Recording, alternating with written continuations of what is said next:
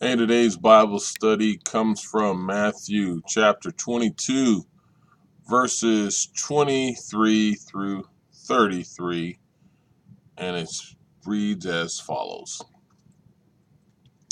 The same day the Sadducees, who say there is no resurrection, came to him with a question.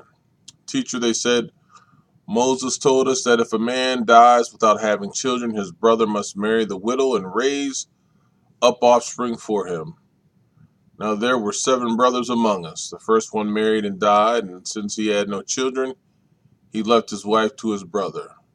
The same thing happened to the second and the third brother, right on down to the 7th. Finally, the woman died. Now then, at the resurrection, whose wife will she be of the 7, since all of them were married to her? Jesus replied, You are in error because you do not know the scriptures or the power of God. At the resurrection, people will neither marry nor be given in marriage. They will be like angels in heaven. But about the resurrection of the dead, have you not read what God said to you? I am God of Abraham and God of Isaac, and the God of Jacob. He is not the God of the dead, but of the living. When the crowds heard this, they were astonished at his teachings. Now, when we started off, first and foremost, I love verse 23 because it tells you who the Sadducees were. And it says, the Sadducees, who are they? They are the ones that say there is no resurrection. So right off the bat, you got a doubter. And they came to him with the question, the one who was going to be resurrected. So they came to ask Jesus a question. Teacher, they said, Moses told us if a man dies without having children. And they ask a question that relates to what they think is human way for the spiritual world. And it starts off asking in a human form, though.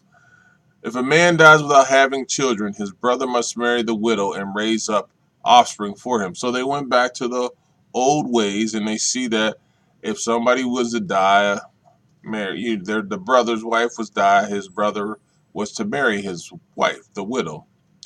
And they keep going about it, and they say, well, if this one dies, and this one dies, and this one dies, and then they get to the point of what they really were trying to say. They say, finally, the woman died. And then they say now, which is, this now relates to, now this is the real question we have for you, Jesus. At the resurrection, here comes the question, because the first part is telling you where it's at. The second part of the question says, whose wife will she be of the 7?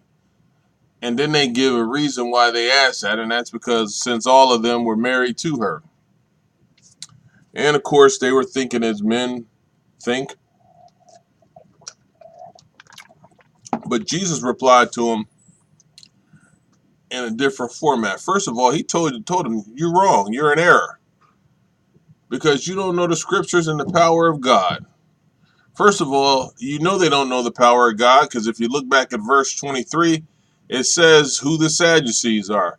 They are the ones that said there is no resurrection, so they don't believe in Jesus. You are in error because you do not know the scriptures or the power of God.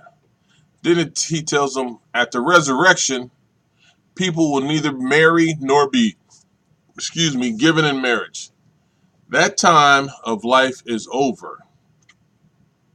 We will no longer be in flesh. We will no longer be marrying one another. We will all be sharing in the glory of the Lord, and we will be changed.